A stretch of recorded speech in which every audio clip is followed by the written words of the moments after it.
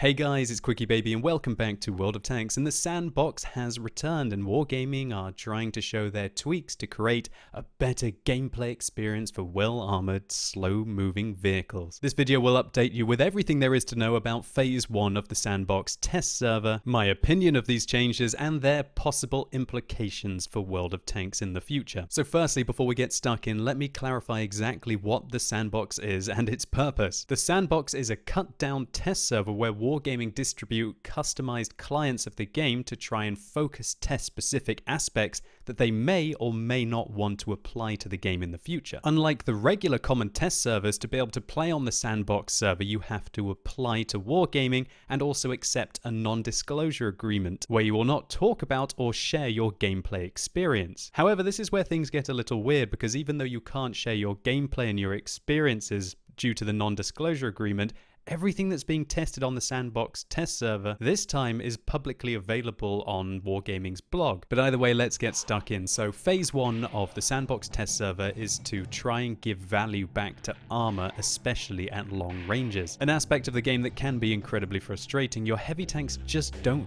feel like they live up to their name, right? So to address this, the first thing that Wargaming have changed the accuracy system in World of Tanks. So here we can see the difference in dispersion, or accuracy if you will, in patch 9.17, the current version of the game, and what they're testing on the Sandbox server. In 9.17, the distribution of the shells is heavily skewed towards the center of the reticle. However, on the Sandbox test server, while we can see that still the majority of the shells go towards the center, they are more evenly distributed right up until the edge of the aiming circle. Wargaming is suggesting that this is going to make hitting weak points at ranges difficult for guns with bad dispersions, i.e. 0.4 accuracy and up. And fewer shots will be clustered around the center of the aiming circle, reducing the number of unbelievable shots, which they describe as hitting weak points without taking full aim or firing on the move at great distances. And they've created a diagram to showcase this. Here we have update 9.17 on the left and the Sandbox on the right. When we fire 2,000 shells, we can see where they go within the aiming circle. And we can see that far more of the shells are flying towards the outside of the aiming circle, away from the center of the reticle. This continues and becomes more obvious when we fire 4,000 shells,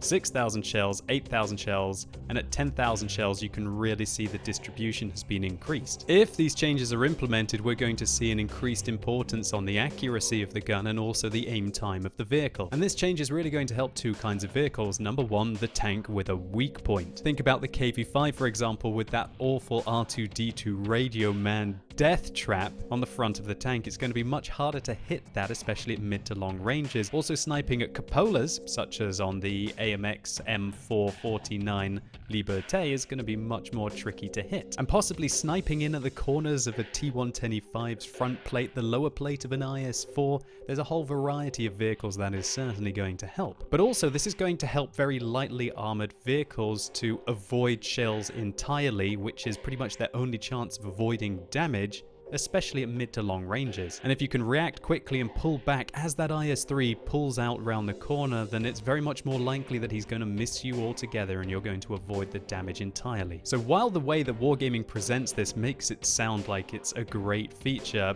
let's be honest, they are just nerfing the accuracy in the game, which is going to result in more missed shots, which for me is quite frustrating. But arguably more importantly, you're going to have to spend a lot more credits on ammunition if you're missing consistently. And one thing that really worries me about this change is that currently, at least, knowledge of your opponent's weak points is probably one of the most important aspects of World of Tanks, and it can allow you to use standard ammunition to take on more heavily armored vehicles. And if these changes are implemented and you know that you're going to have a much larger amount of dispersion in your shots, it might be better to just press your 2 key, load premium rounds, and have more than enough penetration to be able to go through the thicker plates of your enemy's armor, which are generally larger. Think, for example, if you're driving a T-54 with your 200mm of standard penetration and you're taking on an AMX M4 Liberté. If your tank is more accurate, then you're going to be hitting that cupola more often. However, if your tank is less accurate,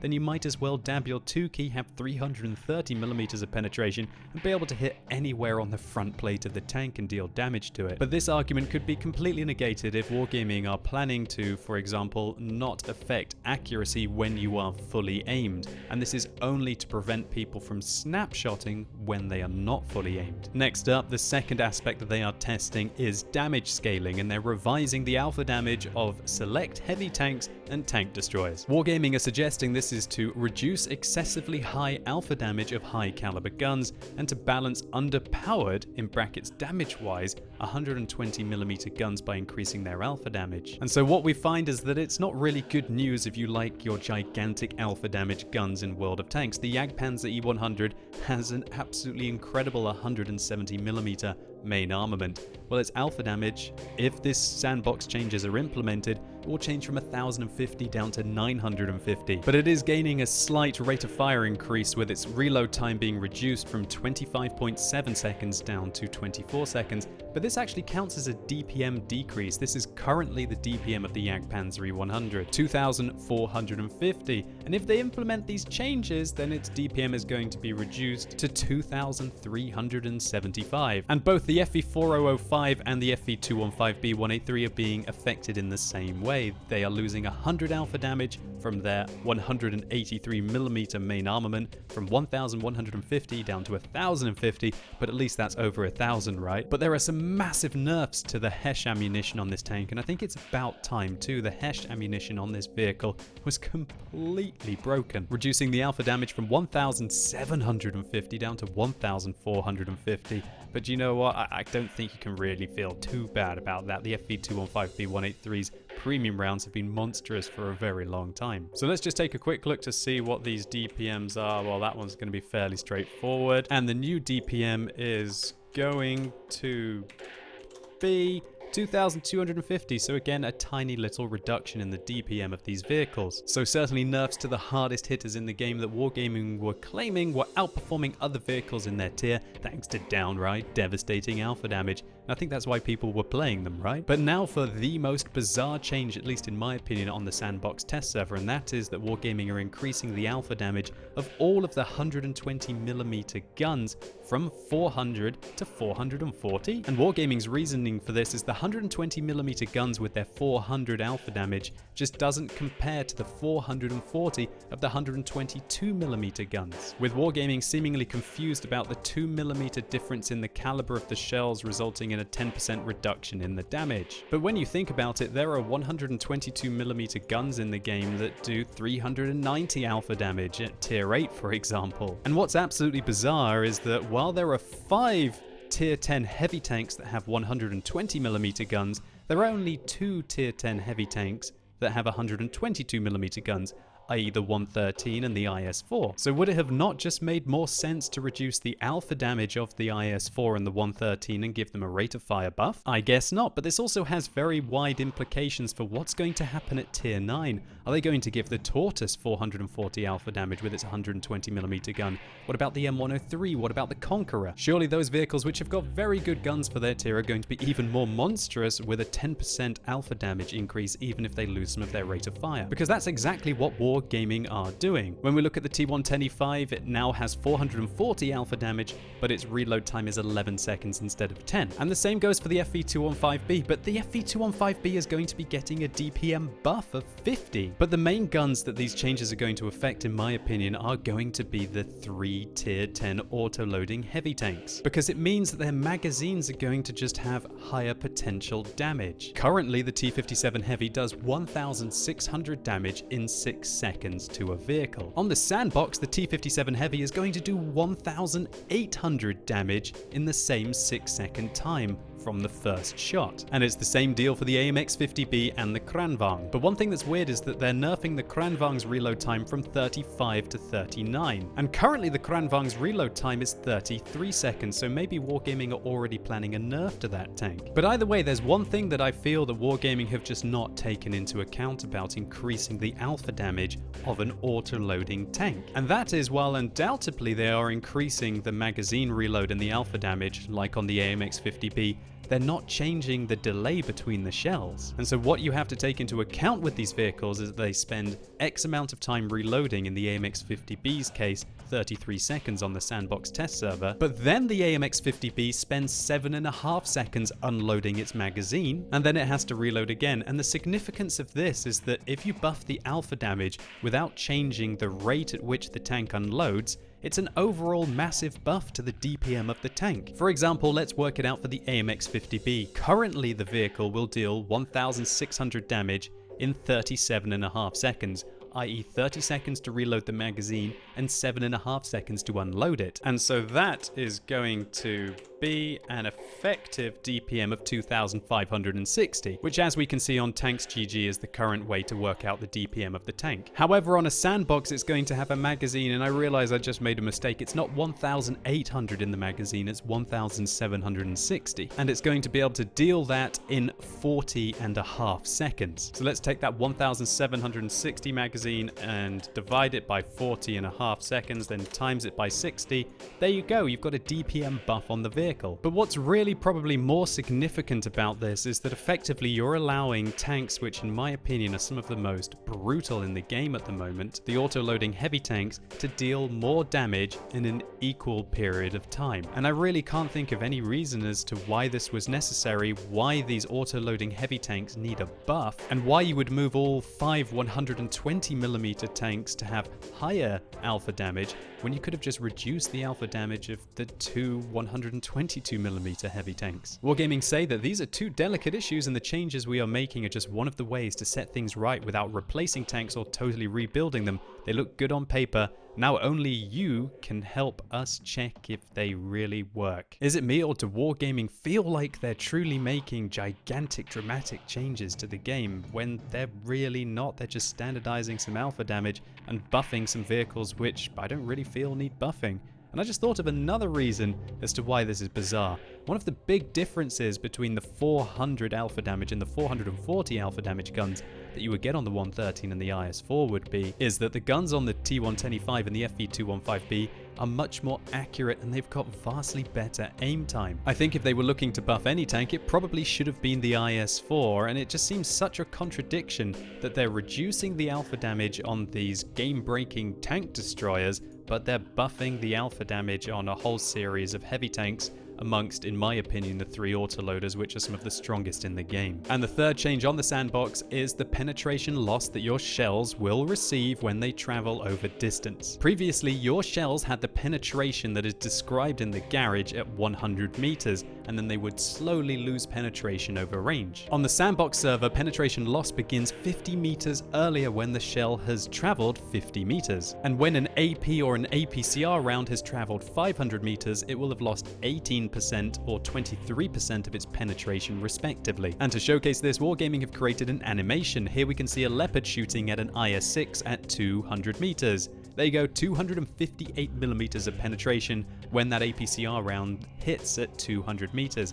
Now it's going to be firing at 300 meters. How much penetration will it have? 242, still penetrates the IS-6, doing 360 damage. Now the Leopard is going to be firing at 400 meters. The shell is fired, it ricochets off as it has 224mm of penetration, allowing the IS-6 to avoid the damage. And so what this effectively means is that your 200mm APCR shell is going to lose 57.5mm of penetration at 500 meters, and that is quite substantial. You're going to be dipping down to 192.5mm of penetration. And that, for example, is not enough to contest a T-54's front plate. And so effectively, as Wargaming say, it's going to be difficult to soften up targets at long range, as you'll no longer have the penetration needed to get the job done, which forces you to get up close and trade punches. So obviously, this is a massive buff to any tank that has a reasonable level of armor, including vehicles like the T-54, for example, a tier 9 Soviet medium tank with 120mm of decent frontal upper plate protection that, when angled effectively, has got 210mm of effective armor. And so what this really means is that any tank with a reasonable level of armor is going to receive a substantial buff at long ranges on the Sandbox Test Server, whereas vehicles which don't have any armor whatsoever or have weak plates which can be overmatched by the enemy shells are going to suffer greatly. And what this also really means is that sniping is going to be a lot harder in World of Tanks. And so it's certainly going to be a nerf to any medium tank out there, light tanks, tank destroyers. You're going to be bouncing more shots, and of course the cynical players of you out there might be thinking that Wargaming are doing this so you have to spend more credits on ammunition, and when you combine this with the fact that you're going to be less accurate, that certainly might be the case. However, one thing that this really affects that I'm not sure if Wargaming have thought about, or maybe they have, is that surely heat rounds are just going to be so much more powerful. High explosive and high explosive anti-tank, i.e. heat ammunition, which is usually your premium 2 key in the game, remember, loses no penetration over range. And so what this effectively is doing is making your standard armor piercing rounds really bad against heavily armored tanks at long range, but your heat rounds aren't nerfed and they're still going to have the same penetration. And so effectively there's going to be more reason than ever to dab that 2 key, load that heat, and you're going to be just as effective as you previously were at any range in the game. And I really hope this isn't something that Wargaming have overlooked. The whole purpose of phase 1 of the test server is to add value to armor at longer ranges. But if we're honest, the main thing that breaks heavily armored vehicles in World of Tanks is premium ammunition. And I sincerely hope that Wargaming realize that that's the main thing that they have to address. Because if you take away the ability to snipe at weak points and you take away a player's ability to be able to penetrate with standard ammunition at long ranges, but you leave the premium heat rounds just as effective as ever, then surely World of Tanks is going to be pushed even more so into a pay-to-win direction. And so while I can certainly see what Wargaming are trying to do with the Sandbox Test Server, I really feel that they're kind of missing the point a little bit. But just remember, this is a Sandbox Test Server for a reason, and there's no guarantee that any of these changes will reach World of Tanks, especially if you give your constructive feedback to Wargaming regarding them. And it's certainly early days. We'll have to see what Wargaming come up with in the other iterations of the Sandbox Test Server,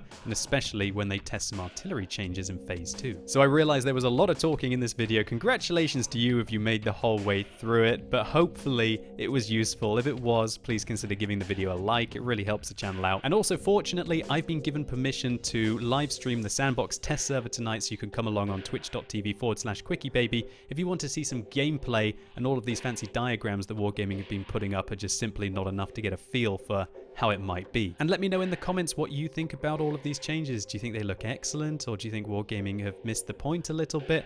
Which ones of them do you like, and which ones of them do you dislike?